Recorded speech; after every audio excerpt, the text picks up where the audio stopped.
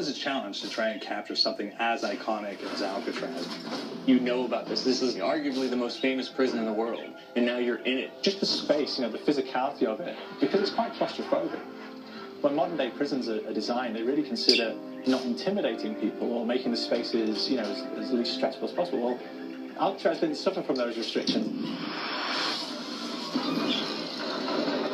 They did the research, they went out, studied Alcatraz, not just from books or internet. They were actually there to feel the environment, so it really sets a mood that gets you a little spooked.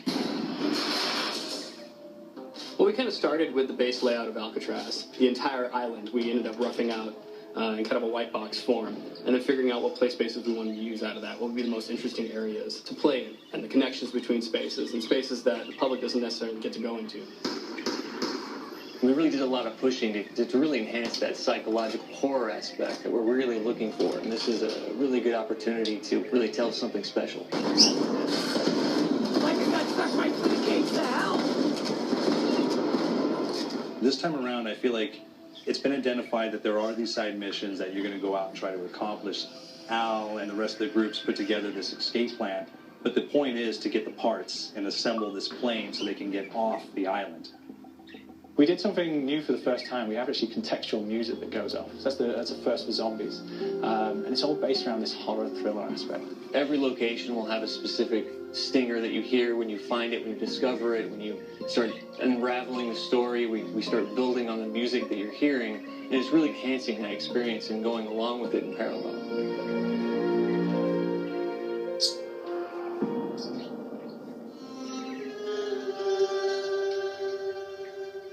Because we wanted to embrace this kind of horror thriller element, we wanted character actors, guys who could really embody someone and then convey emotion. So that's why we went for guys like Ray Liotta, getting in that kind of guy. We wanted a frantic nature, so he plays a character called Billy Handsome, who's this kind of psychopath who would be employed by the mob to kill people in interesting ways. Chaz Palminteri, he plays a guy called Sal DeLuca, an old mob boss. Michael Madsen playing Finn O'Leary. He's kind of worked himself from the floor, from the streets. He's got his hands dirty and the blood in the guts a couple of times. And then we had Joe Pantoliano, and he plays Arthur Arlington, who's nicknamed the Weasel. Those guys, they bring a quality and a subtlety and timing that you can't really identify or try to recreate. Bring it on! So sad!